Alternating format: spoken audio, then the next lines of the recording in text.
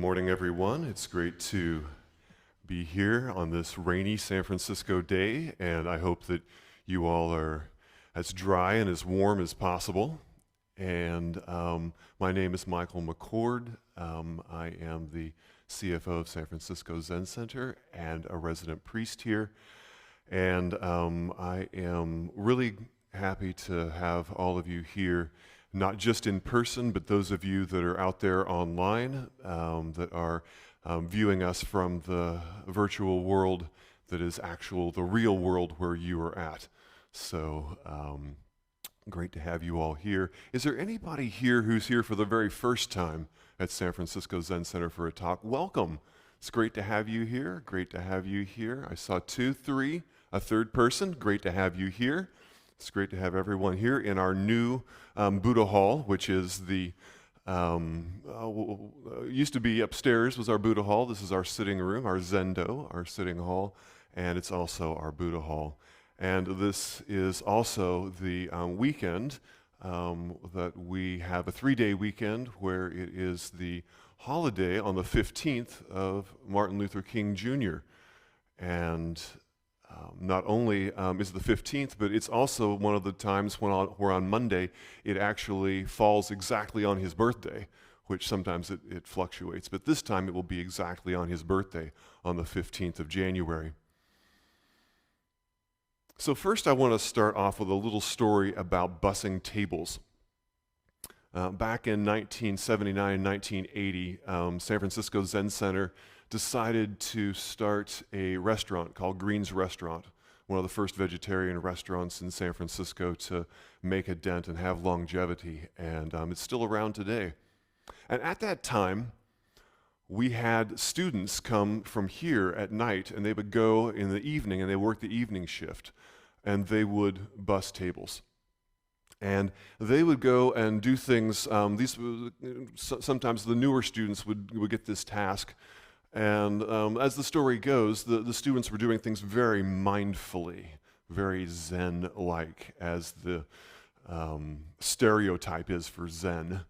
And they were bussing tables, and they were bussing them it's 2 hands for each plate, put it right there in the bussing bin, and carry the bussing bin, with the perfect posture and what have you. And after a few days, I had to get the bussers together and say, look, we are not doing things in a Zen way, because we need to actually get these tables cleared, and it's taking forever, and that's actually not what the moment is calling for. This is not Zen. The result of behaving a certain way and meeting the moment might provide you with the fruits of practice, which is a groundedness, a centeredness, a feeling of being in the moment. But the term Zen is a verb. It's like being Zen. Sometimes means all you ever do is things that seem really calm and slow and quiet. And there's never a time for moving quickly or being more aggressive or speaking out or whatever, because that's not Zen. Deep-centered equanimity comes from the practice of meeting the moment. And this morning what I want to talk about is being willing to meet the moment as best we can. What the moment is actually asking for, what the times are asking for, in big ways and in small ways. The next conversation that you're in, the small moment when you are by yourself and no one will ever know whether or not you met the moment, what the moment was asking for, not to have cookie number 5. Now, cookie number 1, maybe it's cookie time. That's great. Enjoy the cookie. But cookie number 12? It's probably long past cookie time. What's the moment actually asking for? And that's the segue that I want to talk about in regard to getting into the life of Martin Luther King Jr. Because if there's one thing that his life so embodies, is not seeking comfort, not just looking for what it is that will make me look good, not just not saying the thing because I don't want that person to be upset with me, but doing what the moment is actually asking for. Even if it means my safety, even if it means lack of friends, even if it means people being a little bit upset with me, what is the moment asking for in that small space? The space where no one will ever really know. I have the difference between making a pretty good choice, a choice that looks like I'm a respectable person, I'm a nice person, I'm a good person, or actually what was being asked for in that moment. Now, Martin Luther King Jr. grows up in the South. He gets an education, goes to Morehouse University in Atlanta, and then he goes to a theological seminary in Pennsylvania and gets another bachelor's degree, and basically gets his theology degree, another bachelor's from Crozier up in Pennsylvania. And he's already known as a speaker. He's been, back when he was in Morehouse, he was on a debate team, known for his oratory. And then he decides to pursue a PhD and goes to Boston. Now he's in the Northeast, and he's in Boston for 4 or 5 years, gets his PhD in systematic theology. And during that period of time, while he's in Boston, he's also preaching and an assistant pastor at the 12th Baptist Church in Boston, a historic African-American church. In fact, it infamously in 1840 split off from another older African-American church because they didn't feel that they were being vocal enough and outspoken enough about the situation of slavery. And so the 12th Baptist Church in Boston gets formed, and this is a historic church. And then he is now an assistant pastor at this church, and he's getting his degree in systematic theology. Now, during this period of time, there's a lot of stuff rumbling down in the southern part of this country. And not to say that Boston didn't have its share of racism. I mean, if you read the biography of, Bill Russell, who was a famous Boston Celtics basketball player and lived in Boston in the 60s and 70s, you know that Boston didn't have everything solved either. But it was not like the Deep South during this period of time. Now, you would think that if here you are an educated man, you have a great degree, you have great speaking ability, you're preaching in one of the most famous African-American churches in the country, you would think that why would you necessarily need to do something else with your life and go throw yourself in harm's way? I mean, you could spend the next 50 years administering to the inner city, administering to young black youth. You could be preaching the word. It would be in a historic church. You could just stay right there at the 12th Baptist Church of Boston in the Roxbury neighborhood, and why not? You've got a great life ahead of you, a respectable life. People will think, highly of you. But there is a better choice to be made. Because in the 40s and 50s, there were lots of rumblings about things changing. People like Thurgood Marshall trying court cases at the Supreme Court. He won 29 of 32 cases that he tried at the Supreme Court level. And one of them in 1946, it was Irene Morgan versus the state of Virginia. And that was the first one about interstate busing, where you couldn't necessarily tell a black person to go to the back of the bus. And he won that case in front of the Supreme Court. And of course, that was largely ignored in the South, but it was on record, it was precedent. There were rumblings and things that were going on that said that times are changing.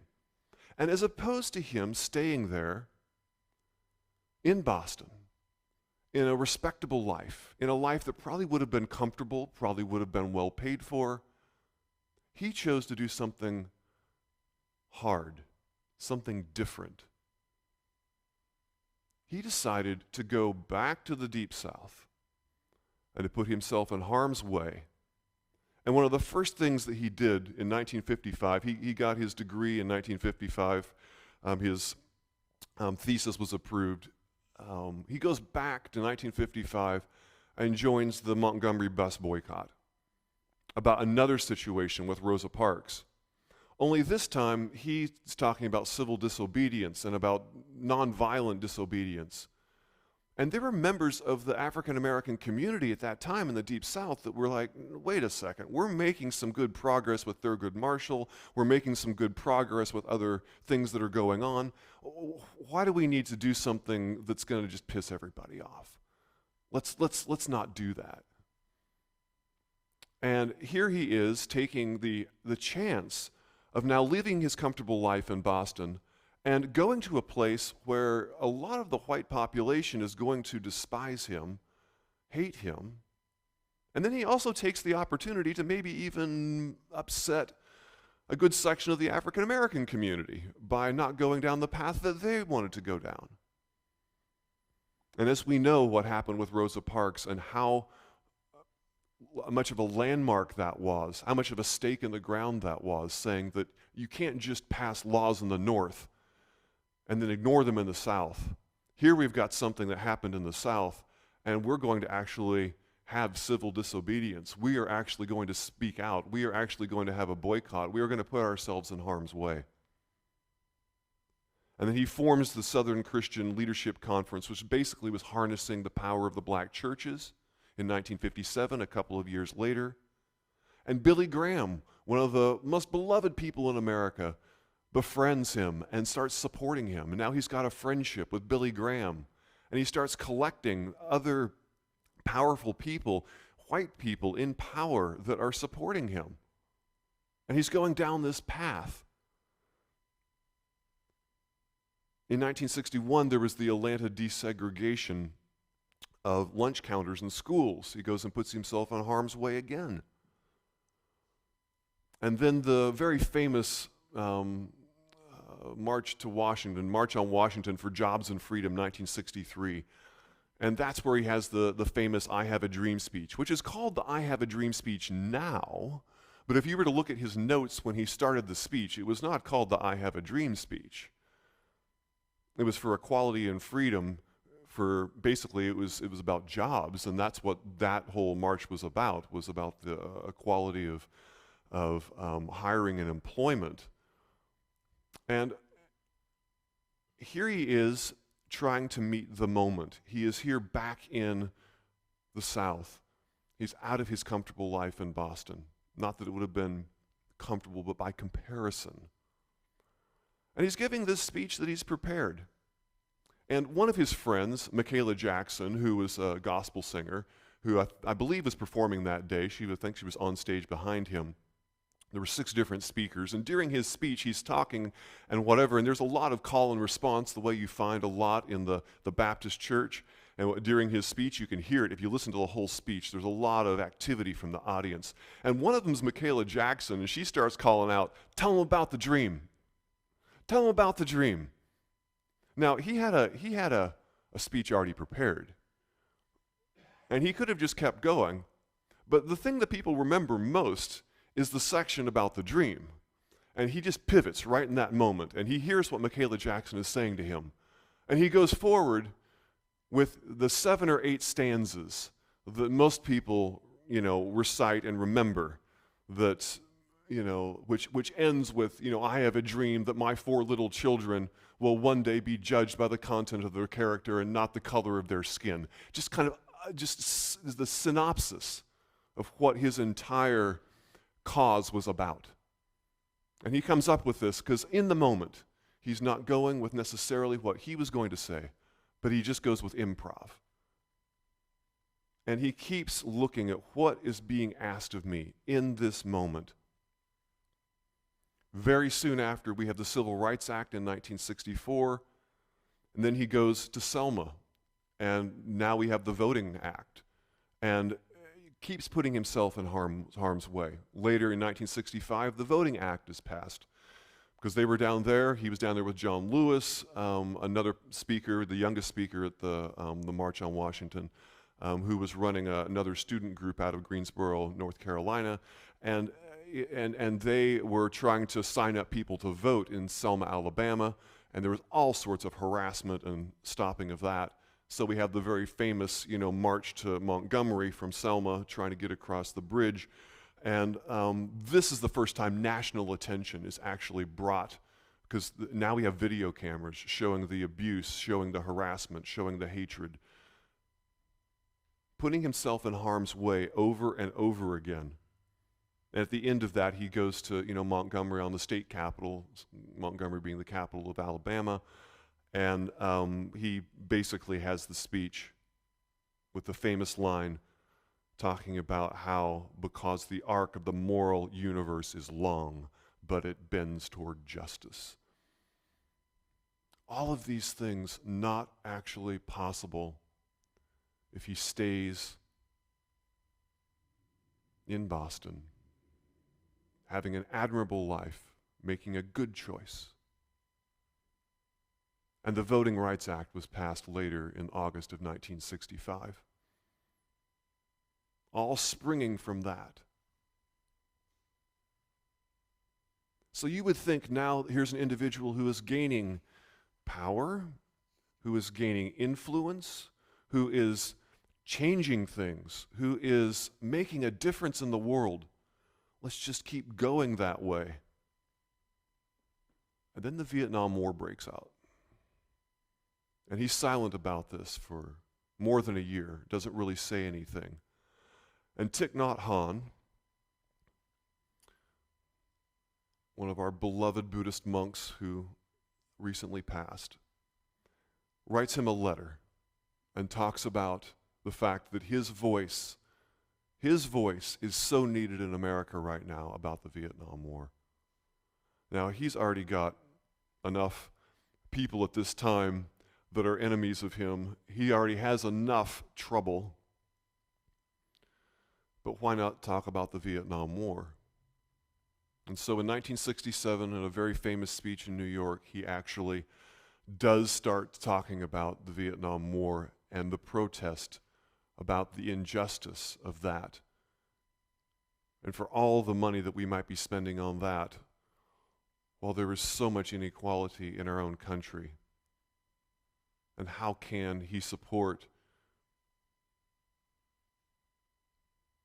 something that would put other, as he put it, little brown children in harm's way? And of course, what does this do? Well, he loses the support of Billy Graham. He loses the support of the Washington Post and the New York Times, and he starts losing a lot of white liberal America. He could have just kind of been like, I'm making enough of a difference with what I'm doing. Somebody else can speak out about the Vietnam War. I'm going to stay the path of making a difference. It's just too risky. But no, he speaks out.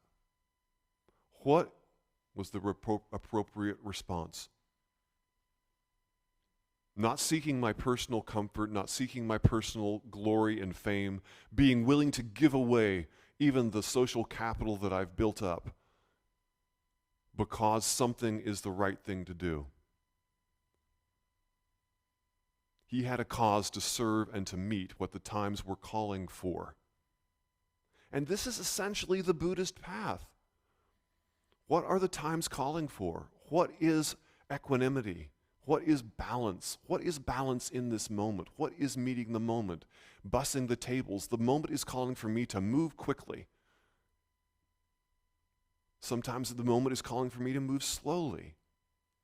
The whole story of the Buddha is being born into opulence and then going to asceticism and almost killing himself and realizing you can get addicted to asceticism because you just basically just default to no for whatever it is. I'm not going to do this. I'm not going to do that. And that becomes an addiction or an obsession. Or you go to opulence and you try to make everything comfortable and keep tweaking your life. How comfortable can I make this? How convenient can I make that? That was not the path of the Buddha. The Buddha was doing the hard thing, which is using the discernment in each moment as the moment arises to try to meet the moment and to try to see what the moment is asking of me with the next person that's in front of me. With the next small moment that I am navigating by myself in my house or my apartment that no one else will ever know. Where I'm putting my mind, where I'm putting my time, what action I am actually taking. Balance is hard. Balance is hard. I always think of that machine that came out about 20 years ago called the Segway, a two-wheeled machine, and it balances itself. And the only way it does is that right in the core of the machine, there is this gyroscope where it, about 1,000 times a second, goes left and right, forward and backward, and it balances itself. Constantly balancing itself is what the Segway is doing. And so we're never actually in a frozen moment. We're organic, we're moving. So we're never actually like a rock, like, okay, I'm balanced and I'm never going to move. Actually, we're just coming back into balance continuously. We're surfing, if you will. We're constantly trying to be with what the wave is asking us in this moment. And that takes discernment. That takes a willingness to be with what the moment is asking for, to be paying attention. Most people will never know what it is that I turn away from. That is the truth of being a human being.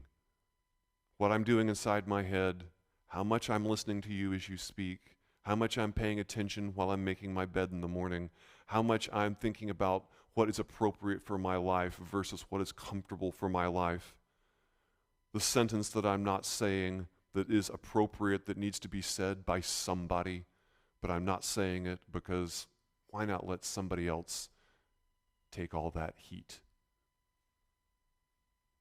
Ego and conflict are some of the hardest places to practice in the Buddhist life, where my ego is at risk, or people are going to think poorly of me, or I'm going to have to deal with the fact that you don't like what I just said or did.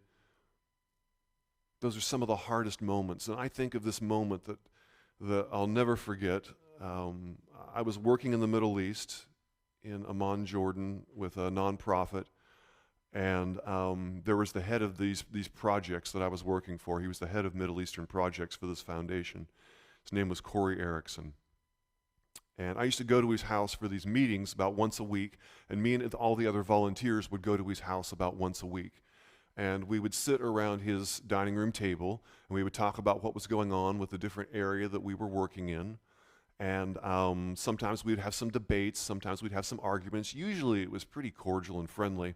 But for whatever reason, me and Corey got into this argument. Corey was a very passionate person, but he's also a very loving and warm person. And I just always thought the way that Corey met people and met moments was, just looking back at it, very Buddhist. He kind of had the ability to say what needed to be said and could give constructive feedback, but he was a really warm person. For whatever reason, me and Corey get into this argument, and I forget what it was about, and then it turned kind of heated and a little bit personal, and I was like, well, you're not listening to me, you don't understand me, and he's just like, you're being disrespectful, and you're blah, blah, blah, and whatever, and you're making a mistake, and he got kind of heated and started saying some stuff that he didn't mean to say, and I did too. I'm only 21 years old, and I'm just like, I'm just going to storm out of here and make a point. So I got up, and I stormed out, and I slammed the door, and I was like, oh, shoot. I walked down the wrong hallway. I'm in his bathroom.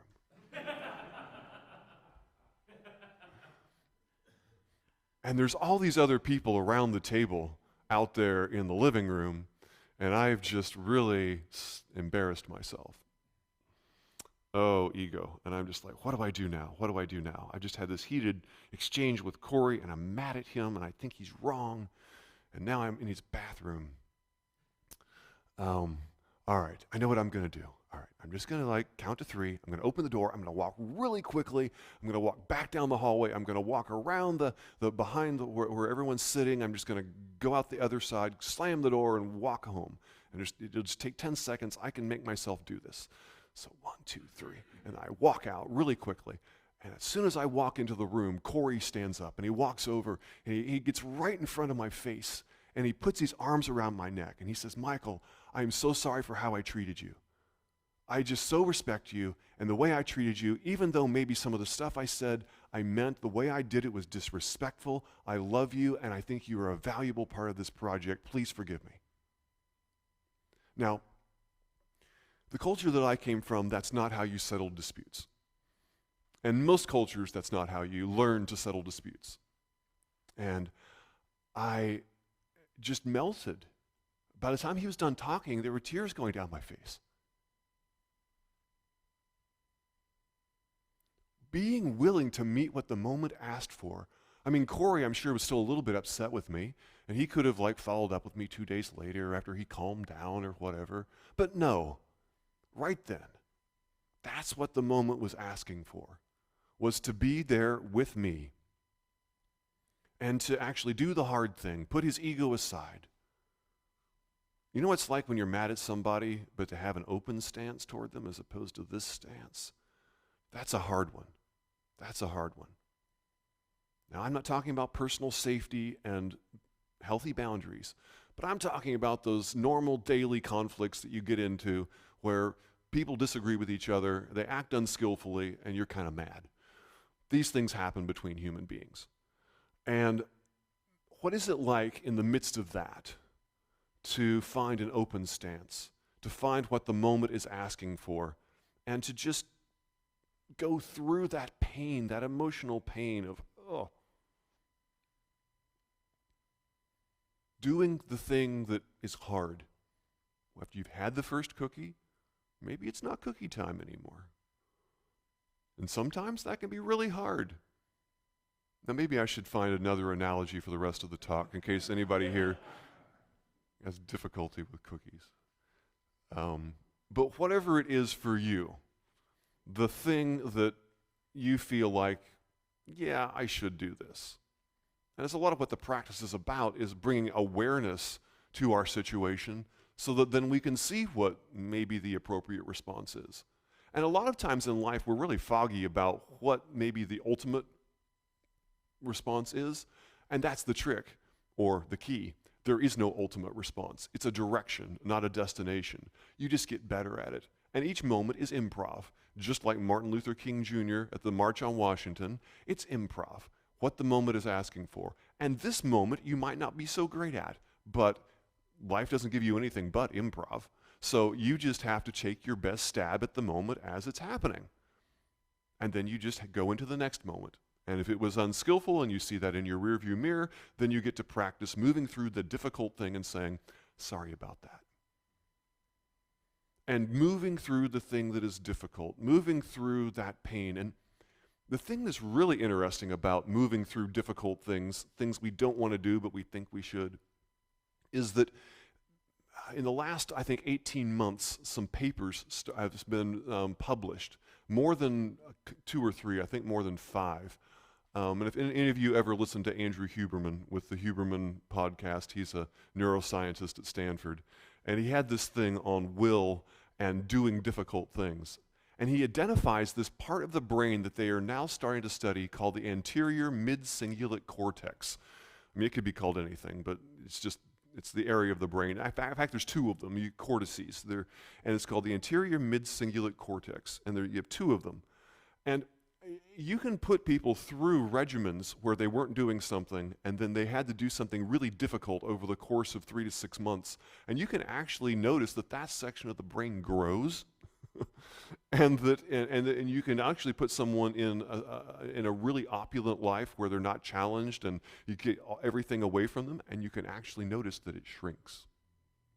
You can actually start to measure this. It's a really interesting podcast from Andrew Huberman about will and about neuroscience and being able to actually measure moving through the thing that is difficult, the thing that is hard. The Buddhist life is constantly asking, what is the moment asking for? And to come back into balance, to just meet the moment. And we start to grow the more that we are used to, the more that we divorce ourselves from comfort. Comfort is great when you enjoy the thing that's happening right now. If the thing that's happening right now is the thing that you enjoy, totally enjoy it. You don't have to eschew enjoyment in life. And when that moment is over, have you ever been in a situation where everyone is saying something that's funny, and one person says something that's just hilarious, and you start to laugh, and it's a lot of fun to laugh, and everyone's laughing, and then somebody else says something that's also really funny, and then you start laughing more, and then someone else says something else that's even funnier, and then you're even laughing more, And then you really want to keep laughing, and someone else tries to say something funny, but it's not really that funny. And then someone else tries to say something else that's funny. It's like, okay, yeah, we're really trying to hold on to that moment, but the moment's gone. The moment's gone. The momentum of hilarity actually passed. It's done.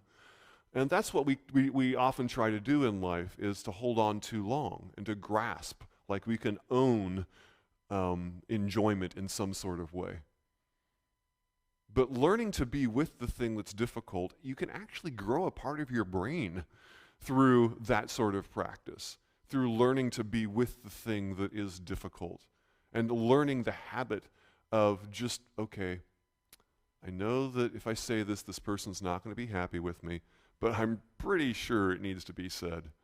I'm going to do the most skillful job I can of saying the thing, and then I will deal with the consequences, and then just going through. And the more you practice that sort of thing, the more that you start to realize that, wow, the world continues, and I made it through, and I continued, and nothing ended. And there's ways to actually breathe in the middle of saying something like that. And you get used to just the whole flow of that. And how it feels in the body feels a little bit different. So here we are today celebrating a life that was largely about what is the moment asking for. And I'm willing to let go of that wonderful support that I get from the New York Times and the Washington Post and Billy Graham. I'm willing to let go of what could be a really respectable life in a northeast city in Boston. And I'm going to put myself in harm's way because that's what the moment is asking for. And it's hard to even imagine what things will be like on the other side.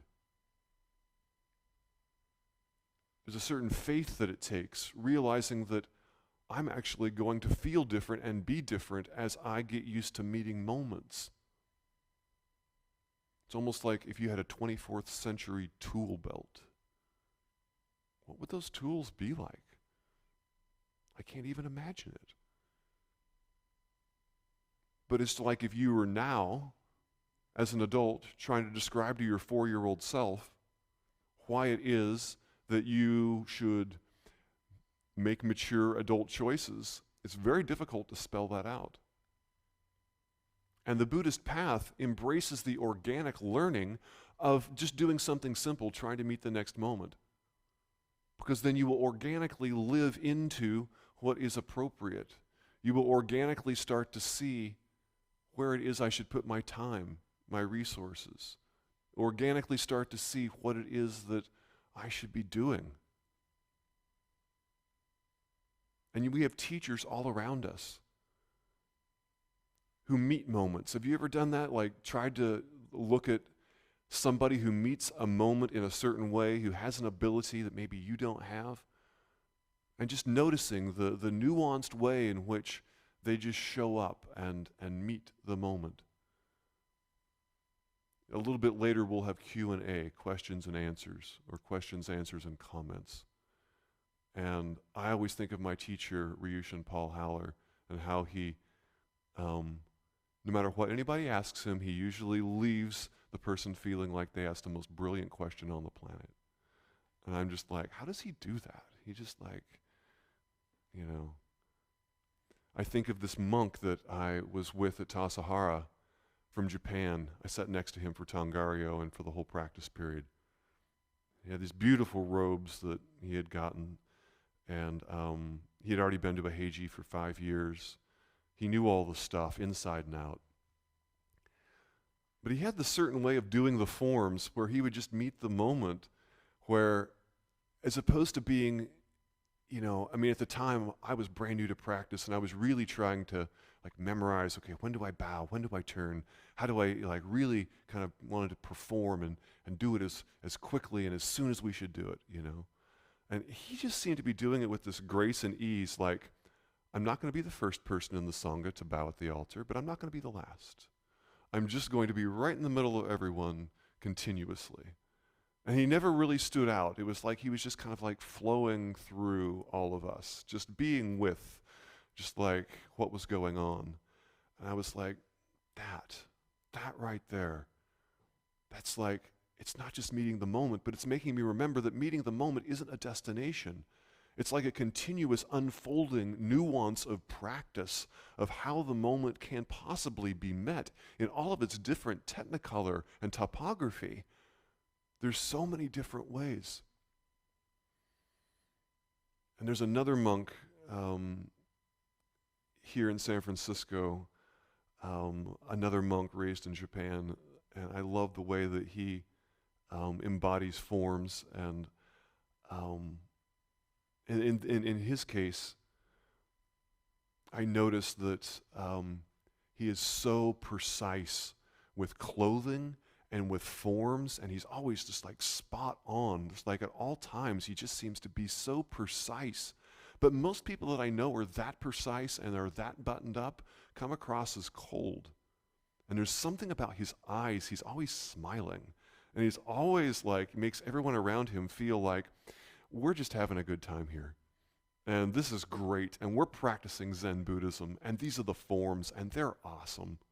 And there's something about the way that he embodies them that seems so human, that seems so just like meeting what the moment is asking for, what the forms are asking for. The forms are only of any value when they help me study this body and this mind in this moment. Before that, they're just a bunch of things people made up. And he's embodying that and showing me that, hey, I can take this on as a practice container, and I can do it with warmth, with joy. And I can do it in a way that makes you feel invited in too. Meeting the moment with full body, not just with what someone says, but how someone is actually going through the world, what the moment is asking for.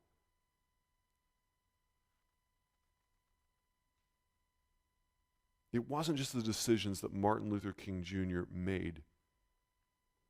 It was the way he spoke. It was his words and his word choice and his love and his warmth and his passion. It was a bodhisattva way to be burned up in this life, to use this life as something that is useful for the world and not a vessel to be preserved. Yes, it's great to get good sleep and to eat healthy and to exercise. Those are things that are brilliant to do, and there's plenty of opportunities to do those things. But the vessel itself, the whole reason for those things is to burn it up, is to give it in service to the world, motivated by a cause. The bodhisattva way is to live in a certain way and to adopt these Zen principles, not so that me, Michael, can suffer less. That's where I start with the practice in a small way, but so that I can actually be a gift to the world, so that I can have that emotional reservoir inside expanded a little bit, so that I have space to absorb the person next to me and their imperfections without being totally overwhelmed because I'm so tight.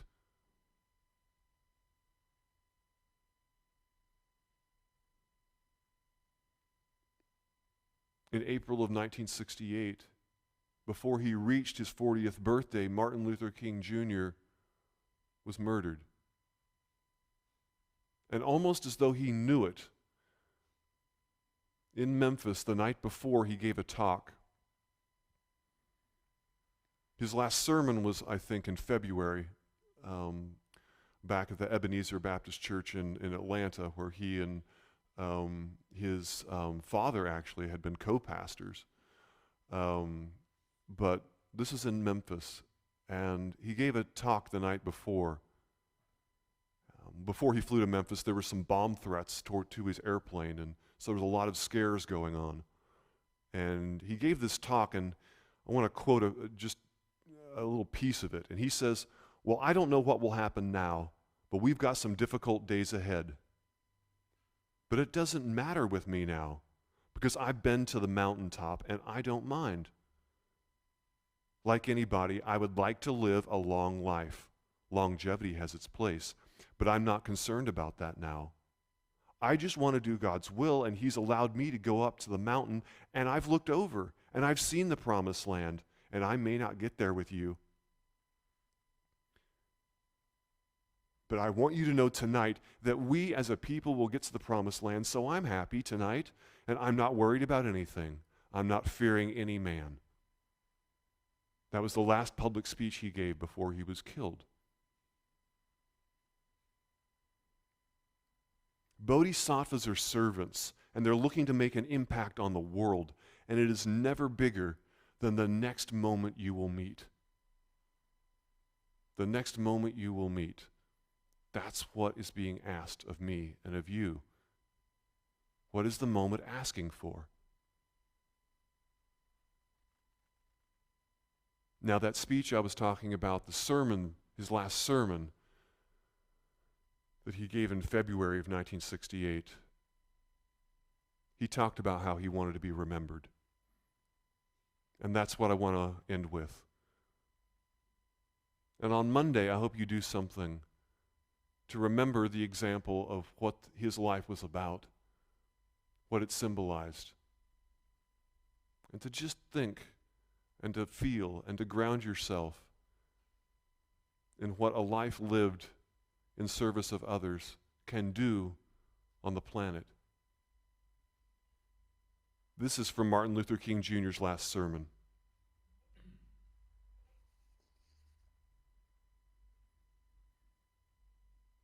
Talking about a day in which he would be remembered at his funeral.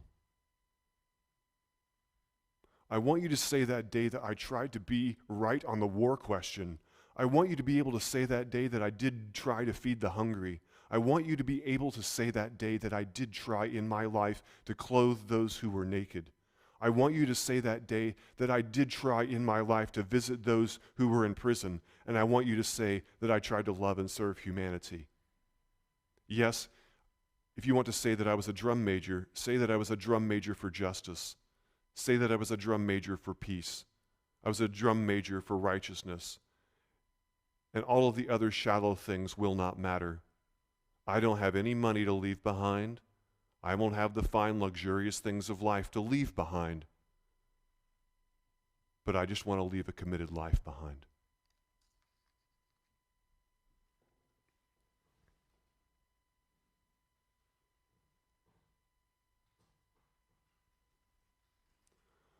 So before you say something, Kevin, thank you. Let's we've been sitting for a while. Why don't we just stand up and feel, your body? I don't want people to be sitting for too long. If you want to stay seated, it's just fine. But if you also need to move and you need to walk out to the Gaitan or even walk around the block, please feel free. I don't want anyone to feel that their knees or their back or their neck or something is too constrained in this environment. So we're going to do questions and answers and comments next, but please, if you do need to walk a little bit or feel your body, please feel free. I think we've been seated for almost an hour now.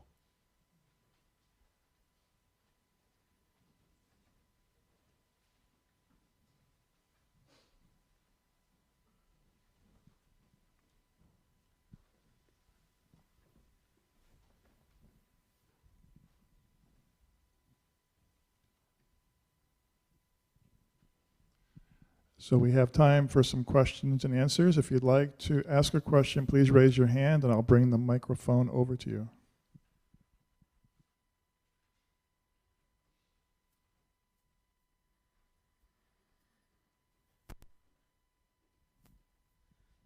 Thank you, Michael. That was a wonderful talk that you made. I want to ask you a really tough question. In the practice, have you ever felt fear and terror so bad that you just wanted to give it all up and not do this anymore? Yes.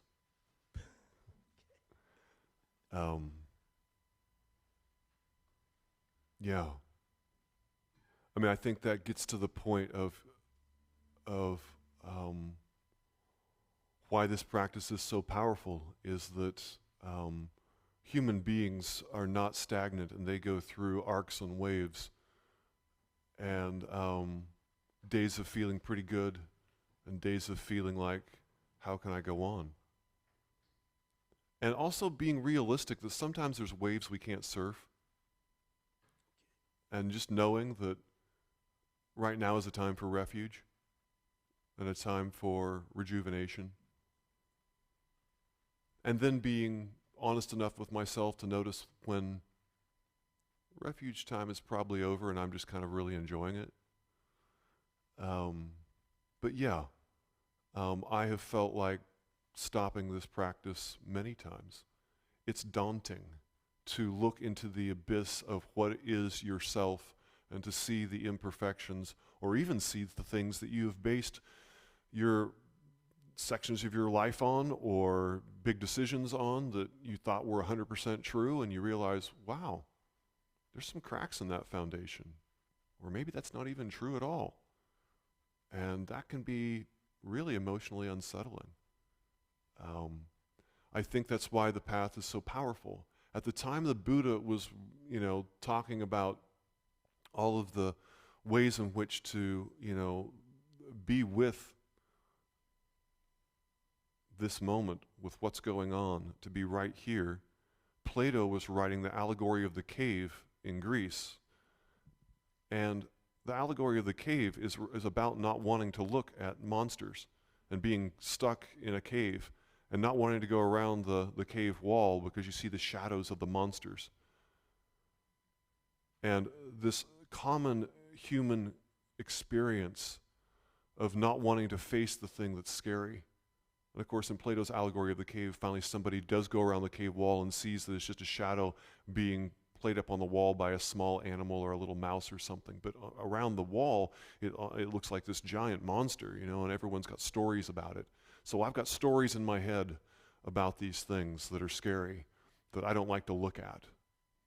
And am I willing to sit in zazen and to actually be with that scary monster, with that thing that's going on? And maybe if something is a little bit too heavy,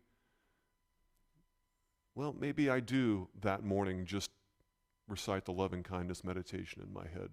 Or maybe I do just count my breath and that's the only thing that I do. But this practice is about that phenomenon when you were 3 and you thought there was a monster under the bed. And you just can make it worse by pulling the covers up higher and imagining how big the monster is.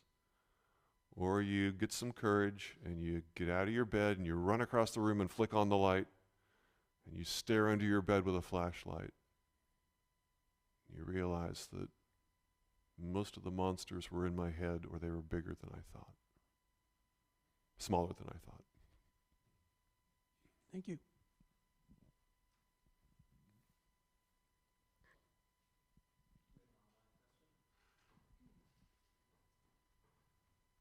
Do you need the microphone for that? Terry, you can go ahead.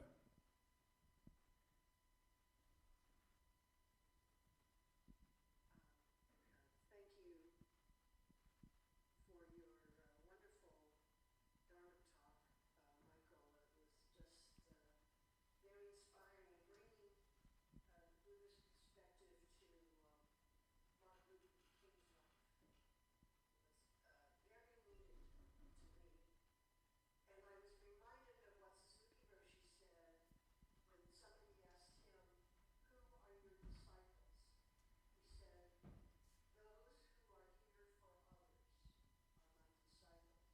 And he really, he showed that his whole life, but particularly at the end of his life, when he knew he was dying, he spared, he did not, I mean, I know his wife really wanted him to slow down, but he said, "No, I have a limited amount of time now to give to my students, and I am willing to do it as much as possible."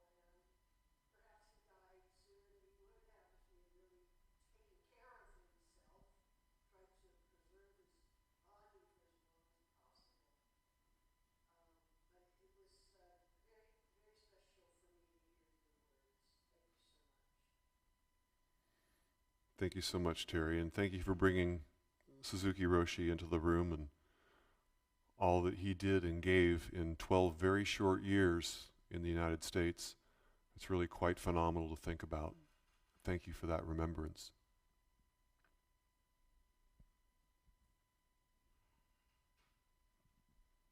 Somebody else.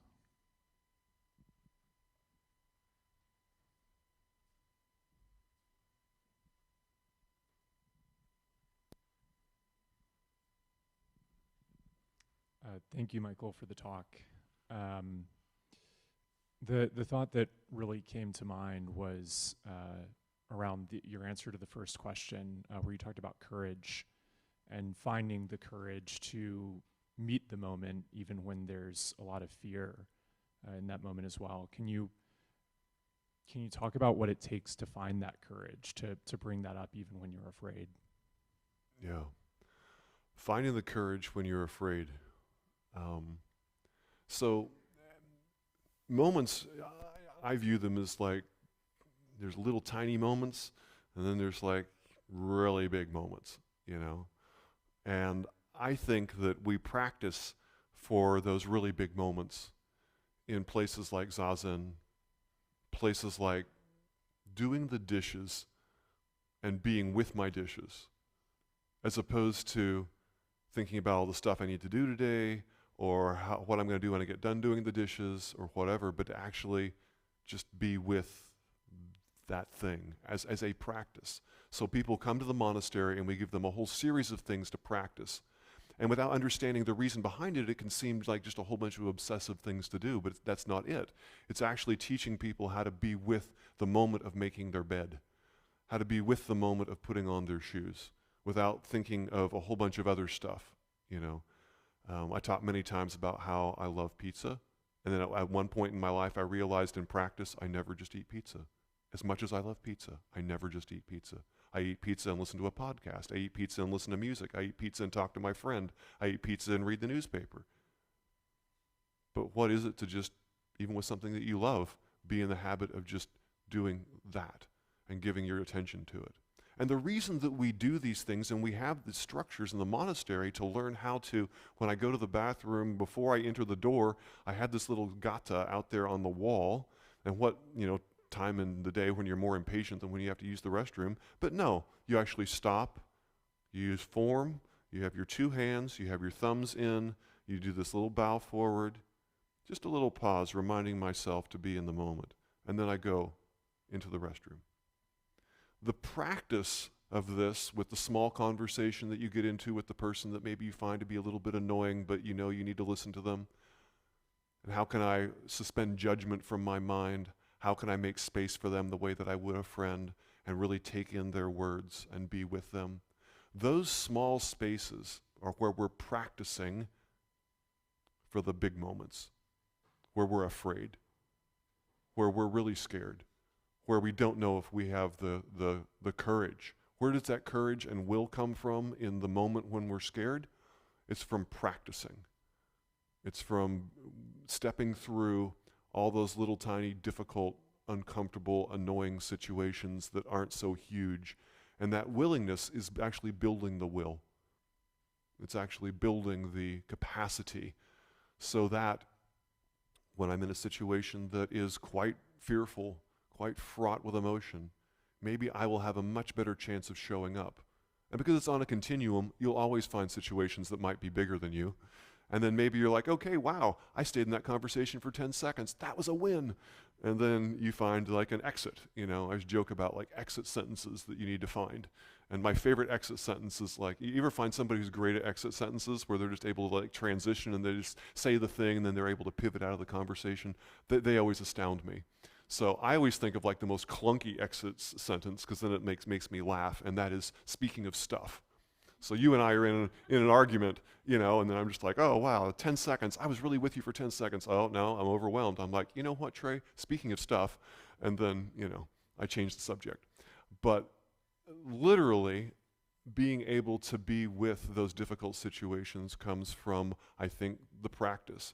And that doesn't mean that if I get in a difficult situation and I'm not able to totally be skillful from A to Z, from the beginning of the conversation to the end, that then I'm not practicing. But over time, I will notice how much more I start to meet those situations a little bit more a little bit more. And then after those conversations are over, when I'm really, really disturbed inside, I will notice that the half-life of bother starts to actually increase.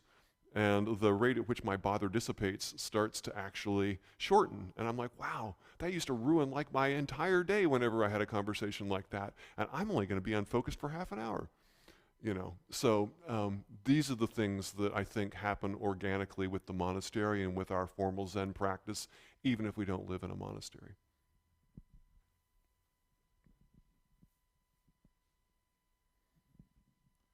Time for one more question.